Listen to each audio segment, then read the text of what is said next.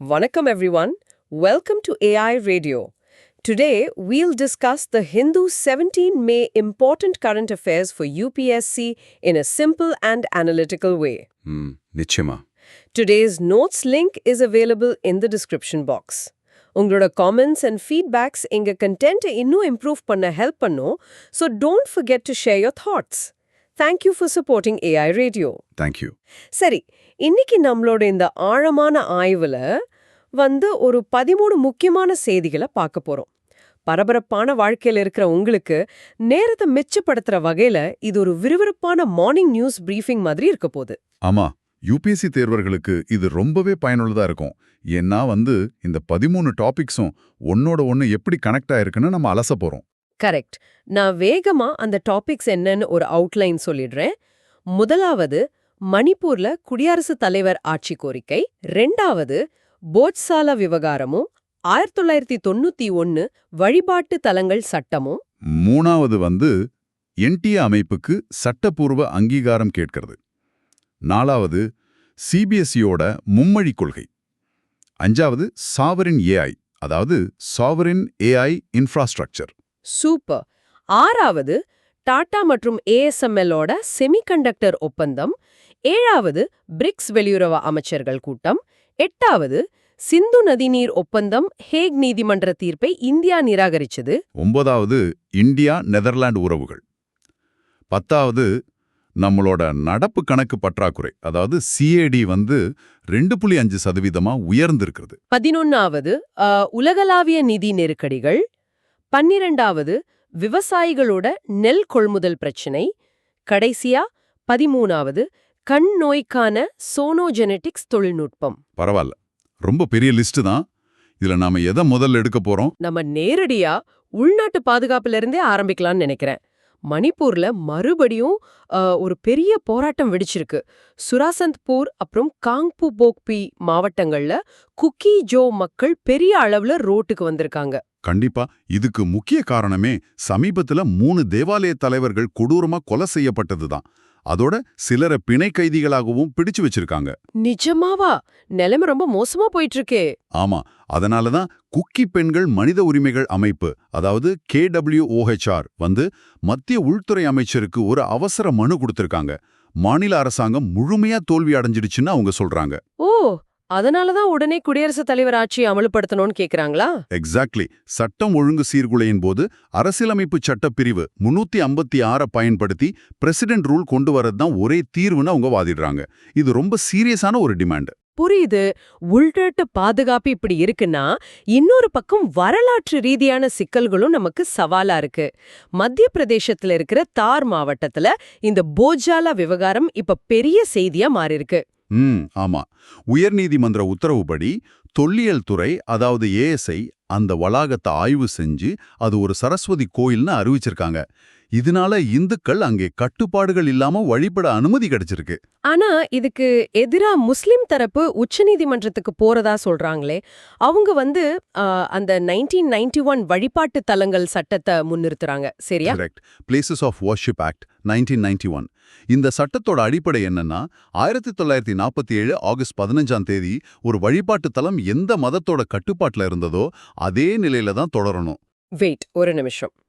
அப்போ இந்த சட்டத்தோட முக்கிய நோக்கமே வரலாற்று முரண்பாடுகளை தடுக்கிறது தானே?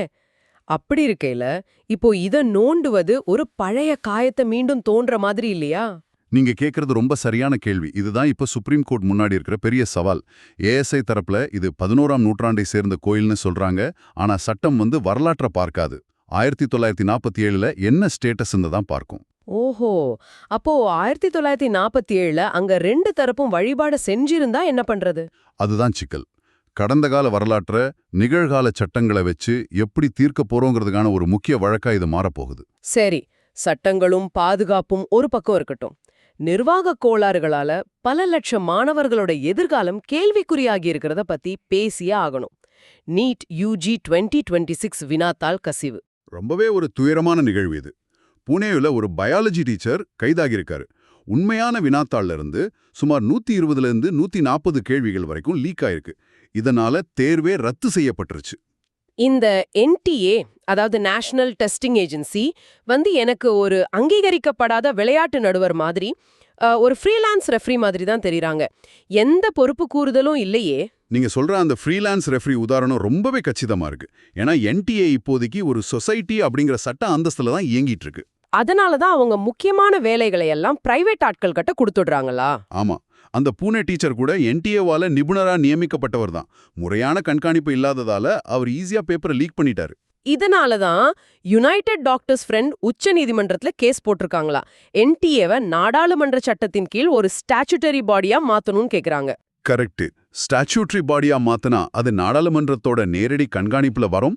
எல்லாவற்றுக்கும் மேல அவங்களோட செலவுகளை CAG தணிக்கை செய்ய முடியும். அப்போ வெளிப்படைத்தன்மை தானா வந்துடும். கண்டிப்பா. தேர்வு முறைகள் ஒரு பக்கம் மாறணும்னா பாடத்திட்டத்திலையும் பெரிய மாற்றம் வருது. CBSE தங்களோட மும்மொழி கொள்கையை அறிவிச்சிருக்காங்க. ஜூலை 1ல இருந்து 9ஆம் வகுப்பு மாணவர்களுக்கு 3 மொழிகள் கட்டாயம். தேசிய கல்விக் கொள்கையோட அடிப்படையில தான் இது வருது. இந்த 3 மொழிகள்ல குறைஞ்சது 2 இந்திய மொழிகளா இருக்கணும். ஆனா இது பசங்களுக்கு ரொம்ப பிரஷர் ஆகிடாதா? அந்த கவலையை தீர்க்கத்தான் CBSE ஒரு அப்டேட் கொடுத்திருக்காங்க. 10ஆம் வகுப்புல இந்த 3வது மொழிக்கு போர்டு எக்ஸாம் கிடையாது. இது வெறும் கத்துக்கிறதுக்கான வாய்ப்பு தான், மார்க் வாங்குறதுக்கு இல்ல. பரவாயில்ல, இது ஒரு விஷயம்தான். மாணவர்களோட அறிவு வளர இது உதவும். அறிவை பத்தி பேசும்போது செயற்கை நுண்ணறிவு, அதாவது AI பத்தி பேசாம இருக்க முடியாது. இந்தியால சாவரன் AI இன்ஃப்ராஸ்ட்ரக்சருக்கு ஒரு பெரிய முதலீடு வந்திருக்கு. ஆமா, உர்சா கம்ப்யூட் அப்படிங்கிற நிறுவனம் $300 மில்லியன் முதலீடு பண்றாங்க. கிரேட்டர் நோய்டாவில் 2888 NVIDIA Blackwell GPU-க்குள்ள நிறுவி பெரிய டேட்டா சென்டர் அமைக்க போறாங்க. இது அந்த 10,372 கோடி ரூபாய் மதிப்பிலான இந்தியா AI மிஷன் திட்டத்தோட ஒரு பகுதி, சரியா? எக்ஸாக்ட்லி. ஆனா இந்த சாவரன் AI அப்படின்னா என்ன? நம்ம டேட்டா நம்ம நாட்டுக்குள்ளே இருக்கிறது ஏன் அவ்வளோ முக்கியம்? ஒருவேளை என் வீட்டு பத்திரத்தை நான் அடுத்தவர் வீட்டு லாக்கர்ல வைக்கிறதுக்கும் என் சொந்த லாக்கர்ல வைக்கிறதுக்கும் உள்ள வித்தியாசம் தானே இது? ஆமா, அம்மா அருமையான உதாரணம். அடுத்தவங்க லாக்கர்ல வச்சா அவங்க எப்ப வேணாலும் ரூல்ஸை மாத்தலாம். நம்ம மக்களோட மெடிக்கல் டேட்டா, விவசாய தரவுகள் இதையெல்லாம் உள்நாட்டிலேயே பகுப்பாய்வு செஞ்சு நம்ம மொழிக்கு ஏற்ற மாதிரி AI மாடலை உருவாக்குறது தான் சாவரின் AI. ஓஹோ, அப்போ இது நாட்டின் பாதுகாப்புக்கும் ரொம்ப முக்கியம். இந்த AI கட்டமைப்புக்கு ஹார்ட்வேர் ரொம்ப அவசியம். அதுக்கு தான் நம்ம பிரதமர் நெதர்லாந்து போனப்போ ஒரு பெரிய செமிகண்டக்டர் ஒப்பந்தம் போட்டிருக்காரா? ஆமா, இது ஒரு வரலாற்று சிறப்புமிக்க ஒப்பந்தம். டாடா எலக்ட்ரானிக்ஸும் டச் நிறுவனமான ASML-ம் இணைந்து குஜராத் தொலேராவுல 300 mm செமிகண்டக்டர் ஆலையை அமைக்க போறாங்க. இந்த ASML சாதாரண கம்பெனிலேயே அவங்க கிட்ட தானே அந்த லித்தோகிராஃபி மிஷின் தொழில்நுட்பம் முற்றுரிமையா, அதாவது மார்க்கெட் மோனோபோலியா இருக்கு. கண்டிப்பா, அவங்க இல்லாம உலகத்துல எந்த ஸ்மார்ட் போனும் வேலை செய்யாது. அதனால டாடா அவங்க கூட கைகோர்ப்பது இந்தியாவோட செமிகண்டக்டர் கனவுக்கு ஒரு பெரிய பூஸ்ட். இந்த டெக்னாலஜி ஒரு பக்கம்னா, கலாச்சார ரீதியாகவும் நெதர்லாந்து அரசு ஒரு நல்ல விஷயம் பண்ணியிருக்காங்க. 11ஆம் நூற்றாண்டைச் சேர்ந்த சோழர் கால செப்பேடுகளை, அந்த லைடன் பிளேட்ஸை இந்தியா கிட்ட திருப்பி கொடுத்திருக்காங்க. பல வருஷமா நெதர்லாந்தோட லெய்டன் பல்கலைக்கழகத்துல இருந்த ஆவணம் இது. நம்ம 2 நாடுகளுக்கும் இடையிலான ராஜதந்திர உறவை பலப்படுத்துறதுக்காக இத பண்ணிருக்காங்க. ராஜதந்திரம்னு சொல்லும்போது டெல்லியில நடந்த பிரிக்ஸ் வெளியுறவு அமைச்சர்கள் கூட்டம் எனக்கு ஞாபகம் வருது. 63 பத்திகள் கொண்ட ஒரு பெரிய அறிக்கை வெளியானது. ஆனா ஒரு மனதான கூட்ட அறிக்கை வரலையே. ஆமா, ஏன்னா ஈரானுக்கும் UAE-க்கும் இடையில மேற்காசிய போர் சம்பந்தமா சில கருத்து வேறுபாடுகள் இருந்துச்சு. அதனால ஜாயிண்ட் ஸ்டேட்மெண்ட் வெளியிட முடியல. அப்போ ஒரு அறிக்கை கூட வெளியிட முடியாத இந்த பிரிக்ஸ் அமைப்பு வெறும் ஒரு பேசும் மன்றமா, ஒரு டாக்கிங் ஷாப்பா சுருங்கிடுச்சா?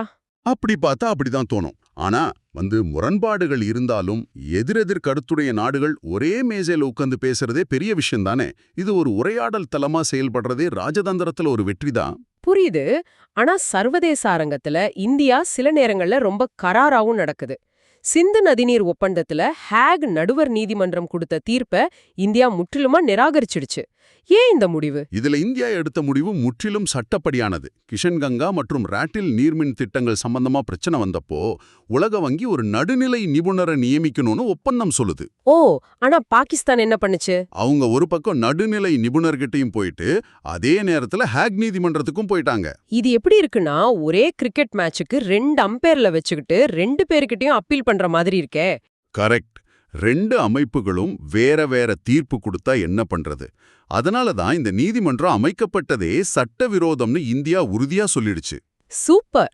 சர்வதேச அரசியல் இப்படி இருக்க, உலகளாவிய நிதிச் சந்தையில ஒரு பெரிய புயல் அடிச்சிட்டு இருக்கு. தலைமை பொருளாதார ஆலோசகர் வி. அனந்த நாகேஸ்வரன் ஒரு சீரியஸான வார்னிங் கொடுத்திருக்காரு. ஆமா, அமெரிக்காவோட 30 ஆண்டு வட்டி வீகிதம், அதாவது US 30-year yield 5% தாண்டிடுச்சு. இது இந்தியாவோட அந்நிய நேரடி முதலீட்டை பெரிய அளவுல பாதிக்கும்னு அவர் சொல்றாரு. எனக்கு ஒரு சந்தேகம். அமெரிக்காவுல வட்டி விகிதம் உயர்ந்தா தமிழ்நாட்டுல வேலை தேடுற ஒரு இளைஞரோட வாய்ப்பு எப்படி பாதிக்கப்படும்? இது ரெண்டு எப்படி கனெக்ட் ஆகுது? ரொம்ப சிம்பிள். உலகத்துல இருக்கிற முதலீட்டாளர்கள் பாதுகாப்பான இடத்துல தான் முதலீடு பண்ணுவாங்க. முன்னாடி அமெரிக்க பத்திரங்கள்ல வட்டி குறைவா இருந்ததால இந்தியாவை மாதிரி வளரும் நாடுகளுக்கு பணம் வந்துச்சு. ஓஹோ, அப்போ இப்போ அமெரிக்க அரசாங்கமே 5% வட்டி கொடுக்கும்போது அவங்க ஏன் ரிஸ்க் எடுத்து இந்தியாவுக்கு வரணும்? அதானே? எக்ஸாக்ட்லி. அதனால முதலீடு குறைஞ்சு இங்க புது ஃபேக்டரி வராது, வேலைவாய்ப்பும் குறையும். இதனால தான் நம்ம அதிக வேலைவாய்ப்பு தரும் துறைகள்லயும் செமிகண்டக்டர் மாதிரி டெக் துறைகளிலும் ஒன்னா கவனம் செலுத்தணும்னு அவர் சொல்றாரு. ஒரு பக்கம் முதலீடு குறையுது, இன்னொரு பக்கம் நடப்பு கணக்கு பற்றாக்குறை, அதாவது CAD GDPல 2.5% உயர வாய்ப்பு இருக்குன்னு சொல்றாங்க. ஆமா, மேற்காசிய போர்னால எண்ணெயும் தங்கமும் விலையேறிடுச்சு. இத கட்டுப்படுத்தத்தான் பிரதமர் ஒரு 7 அம்ச சிக்கன நடவடிக்கையை வலியுறுத்தியிருக்காரு. அந்த வீட்டிலிருந்தே வேலை பார்க்கறது, தங்கம் வாங்குறத தவிர்க்கிறது, அப்புறம் எலக்ட்ரிக் வாகனங்களை பயன்படுத்துறது, இதெல்லாம் தானே? ஆமா. ஆனா ஒரு கட்டமைப்பு ரீதியான பொருளாதார பிரச்சனைக்கு மக்கள் கிட்ட சிக்கனத்தை எதிர்பார்க்கறது ஒரு பேண்டேட் தீர்வு மாதிரி இல்லையா? இது நிரந்தர தீர்வாகாதே. நீங்க சொல்றது சரிதான், இது ஒரு பேண்டேட் தான். ஆனா ரத்தம் வேகமா வரும்போது முதல்ல பேண்டேட் போட்டுத்தானே ஆகணும். WFH பண்ணா பெட்ரோல் மிச்சமாகும், டாலர் கையிருப்பு தப்பிக்கும். நிரந்தர தீர்வுனா நாம மாற்ற எரிசக்திக்கு மாறணும். புரியுது. பொருளாதாரத்துல இவ்வளவு $1 பில்லியன் பத்தி பேசுறோம். ஆனா நம்ம அடித்தட்டு விவசாயிகளோட நிலைமை ரொம்ப வேதனையா இருக்கு. நெல் கொள்முதல் நிலையங்கள்ல பெரிய நெருக்கடி. ரொம்பவே கொடுமையான விஷயம் இது. மழையில நெல் வீணாகுது. அது மட்டும் இல்லாம ஆலை உரிமையாளர்கள் 40 கிலோ மூட்டைக்கு 42 கிலோ நெல் நிரப்ப சொல்லி விவசாயிகளை கட்டாயப்படுத்துறாங்க. நிஜமாவா? இது அப்பட்டமான சுரண்டலாச்சே. ஒரு டிராக்டருக்கு 35 கிலோ வரைக்கும் கழிவுன்னு சொல்லி ஏமாத்துறாங்களாமே. ஆமாங்க, விவசாயி வேற வழி இல்லாம நெல்லை கொடுத்துட்டு வர சூழ்நிலைய இவங்க தங்களுக்கு சாதகமா பயன்படுத்திக்கிறாங்க. இந்த அடிப்படை அமைப்பை சரி செய்யாம நாம பொருளாதார வளர்ச்சியை பத்தி பேசி என்ன பிரயோஜனம்? கரெக்டா சொன்னீங்க. விவசாயிகளோட யதார்த்த ஒரு பக்கம் கவலை கொடுத்தாலும் அறிவியலோட வளர்ச்சி பலருக்கு புது வெளிச்சம் கொடுக்குது. சோனோஜெனடிக்ஸ் கண் நோய்க்கான ஒரு புது தொழில்நுட்பம். இது ஒரு மிகப்பெரிய மருத்துவ புரட்சி. பார்வை நரம்பு முற்றிலுமா பாதிக்கப்பட்டவங்களுக்கு கூட எந்த அறுவை சிகிச்சையும் இல்லாம குவிக்கப்பட்ட அல்ட்ராசவுண்ட் அலைகளை பயன்படுத்தி பார்வையை மீட்டெடுக்க முடியும்னு விஞ்ஞானிகள் முயற்சி பண்றாங்க. வாவ்! வெறும் ஒலி அலைகளை வச்சு மூளையை தூண்டி பார்க்க வைக்கிறாங்க. இது கண் தெரியாத பல லட்சக்கணக்கான மக்களுக்கு ஒரு பெரிய வரப்பிரசாதம். நிச்சயமா, அறிவியலோட சாத்தியக்கூறுகள் எப்போதுமே நம்மள ஆச்சரியப்படுத்தும். கண்டிப்பா.